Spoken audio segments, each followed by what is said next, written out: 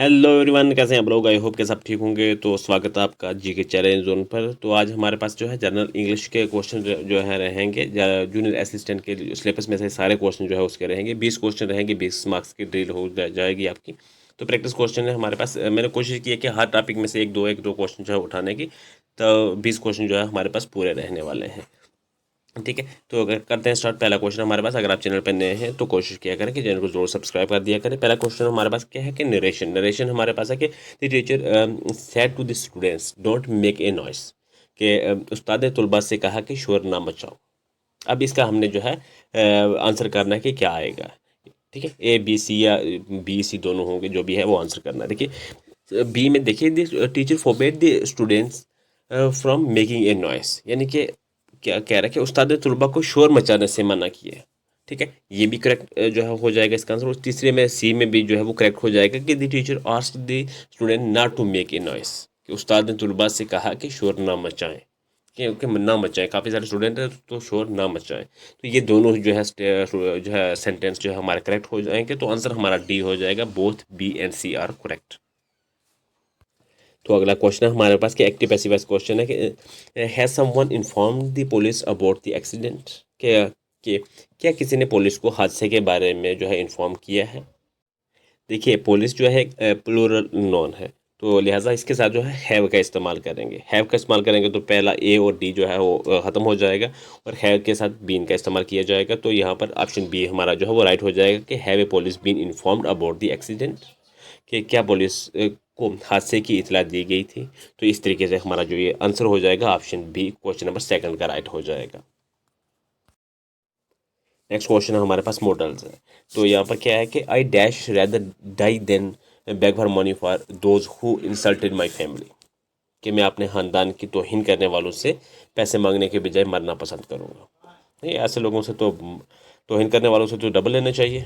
खैर, यहाँ पर हमारा जो सेंटेंस में ये कह रहा है कि मैं अपने ख़ानदान की तौहीन करने वालों से पैसे मांगने के बजाय मरना पसंद करता हूँ। ठीक है, आई स्टार्ट में किया है। तो यहाँ पर देखिए जो है ना, ये वुड रैदर एक फिक्स इडियोमेट्रिक स्ट्रक्चर है। किसके लिए, यहाँ पर प्रेफरेंस देने के लिए, तो वुड ही हमारा यहाँ पर आएगा। ठीक है, ऑप्शन सी हो जाएगा। I would rather die than beg for money from those who insulted my family. ठीक है, वुड रेदर आएगा। तो ऑप्शन सी हो जाएगा क्वेश्चन नंबर थर्ड का राइट आंसर।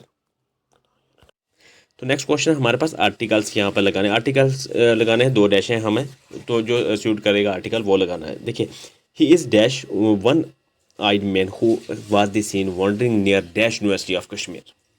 अब यहाँ पर क्या लगेगा कि एक आंख वाला आदमी है जिसे कश्मीर यूनिवर्सिटी के करीब घूमते हुए देखा गया है। देखिए वन वन वो है वोवल है, लेकिन आवाज़ जो है ये कॉन्सोनेंट की निकाल रहा है, डब्ल्यू की। वन वन, ठीक है, वन ऑन ने वन का डब्ल्यू की आवाज़ निकाल रहा है वन।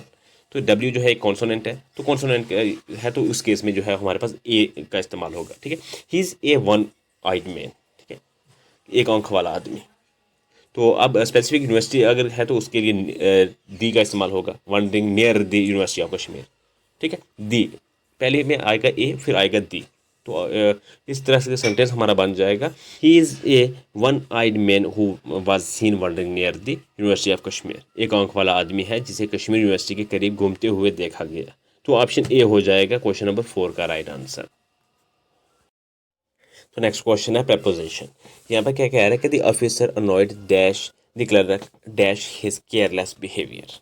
तो यहाँ पर क्या आएगा, देखिए the officer annoyed with the clerk for his careless behaviour, के अफसर जो है क्लर्क से इसकी लापरवाही पर नाराज था। तो यहाँ पर क्या आएगा, अनॉयड विद और clerk for his careless behaviour. तो यहाँ पर क्या हो जाएगा, विद और फॉर का इस्तेमाल होगा। तो ऑप्शन सी हो जाएगा इस क्वेश्चन का जो है वो राइट आंसर। तो अगला क्वेश्चन हमारे पास क्लासेस है। ठीक है, यहाँ पर क्या कर रहा है कि दिस इज द हाउस, ये वो घर है, dash windows were broken during the hail storm. तो यहाँ पर क्या आएगा, देखिए यहाँ पर आएगा होस जो है वो पोसेसिव रिलेटिव है, रिलेटिव प्रोनाउन है किसी थिंग्स या मतलब किसी चीज़ का, या फिर कोई लोगों के लिए। तो ये एक सूटेबल वर्ड है, कौन सा, होस। तो यहाँ पर क्या आएगा, this is the house whose windows were broken during the hail storm, कि ये वो घर है जिसकी खिड़कियाँ ज़ालाबारी के दौरान टूट गई थी। ज़ालाबारी क्या होता है, हिल स्टॉर्म, ज़ालाबारी उर्दू का लफ्ज़ है, और ये क्या होता है, ये एक बर्फ़ के गोले, इन्हें जो अपनी ज़बान में हम बोलते हैं नास। तो ये आप इमेज में मैंने लगा दी है तो आपको अच्छे से समझ आ जाए। इसको बोलते हैं उर्दू में ज़ालाबारी, तो इंग्लिश में हिल स्टॉर्म बोलते हैं। तो यहाँ पर क्या आएगा, ऑप्शन बी हो जाएगा, whose window were broken during the hail storm. तो ऑप्शन बी हो जाएगा क्वेश्चन नंबर 6 का राइट आंसर। तो नेक्स्ट क्वेश्चन है हमारे पास कि रीअरेंजिंग जम्बल्ड सेंटेंस। तो रीअरेंजिंग जम्बल्ड सेंटेंस को हमें इन सेंटेंस को रीअरेंज लगा के नीचे जो है कोडिंग में आंसर करना है। देखिए कैसे होगा ये, पहले क्या आएगा, सबसे पहले जो है the polar ice caps are melting, Q आएगा। उसके बाद the polar ice cap are melting and sea levels are rising, Q S. उसके बाद आएगा rising as a result of global warming at an alarming rate. तो इस तरीके से जो है हमारा सीक्वेंस बनेगा, यानी कि क्यू एस पी आर करने के बाद हमारा जो है ये रीअरेंज मतलब अरेंज में जो है सेंटेंस आ जाएगा, वो करेक्ट सेंटेंस बन जाएगा। तो ऑप्शन बी हो जाएगा क्वेश्चन नंबर 7 का राइट आंसर। तो नेक्स्ट क्वेश्चन है हमारे पास होमिनम्स। सेंटेंस क्या है कि the principal give his dash to the new proposal. अब हमें homonyms choose the correct spelling, हमें जो है करेक्ट स्पेलिंग बताना है। देखिए ए में जो है असेंट है, असेंट का मतलब क्या होता है, क्लम्बिंग अप। पर यहाँ पर प्रपोजल के रिलेटेड हमें जो है वो बताना है। तो ऑप्शन बी जो है इसका राइट हो जाएगा, असेंट, ASSENT असेंट। असेंट का मतलब क्या होता है कि एक असेंट जो है एक नॉन है और उसका मीनिंग होता है एग्रीमेंट या फिर अप्रूवल, या फिर आप कह लें कि कंसेंट टू प्रपोजल या फिर रिक्वेस्ट।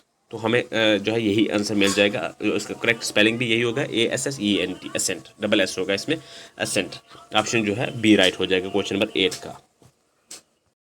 तो अगला क्वेश्चन क्या कह रहा है कि इडियम्स, इडियम का मतलब क्या होता है, मुहावरे। मुहावरा किसका हमें बताना है, मतलब कि to leaves no stone unturned means, यानी कि कोई कसर ना छोड़े, इसका मतलब हमें बताना है। ये मुहावरा कि कोई कसर ना छोड़े, क्या मतलब होगा इसका, इस मुहावरे का, कि to try every possible effort, कि हर मुमकिन कोशिश करना। ठीक है, तो ऑप्शन बी हो जाएगा क्वेश्चन नंबर 9 का राइट आंसर। नेक्स्ट क्वेश्चन है हमारे पास क्या, पंचुएक्शन। पंचुएक्शन क्या है, what is the following sentence is punctuate correctly. Punctuate correctly जो है वो हमें बताना है। देखिए क्या होगा कि क्वेश्चन मार्क जो चला जाएगा वो गोज इनसाइड द क्विट्स, और the sentence and with the full stop. तो वो हमें क्या कौन से में आ जाएगा, तो वो ये आएगा कि where are you going. Option B में आस्क द मैन, के आप कहाँ जा रहे हैं, आदमी ने पूछा। तो ये क्वेश्चन हमारा जो है आंसर हो जाएगा ऑप्शन बी क्वेश्चन नंबर 10 का। तो अगला क्वेश्चन है हमारे पास question number 11, pronounce. Between you and dash the decision to cancel the trip was a mistake.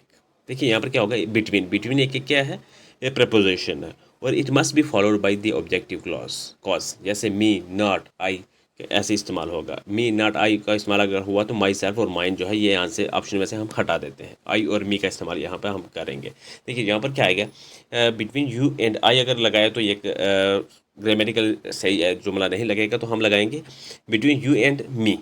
ठीक है, you and me the decision to cancel the trip was a mistake, कि आपके और मेरे दरमियान सफ़र कैंसिल करने का फैसला एक गलती थी। ठीक है, तो मी इसका आंसर हो जाएगा, ऑप्शन बी आएगा डैश में। तो ऑप्शन बी क्वेश्चन नंबर 11 का राइट आंसर हो जाएगा।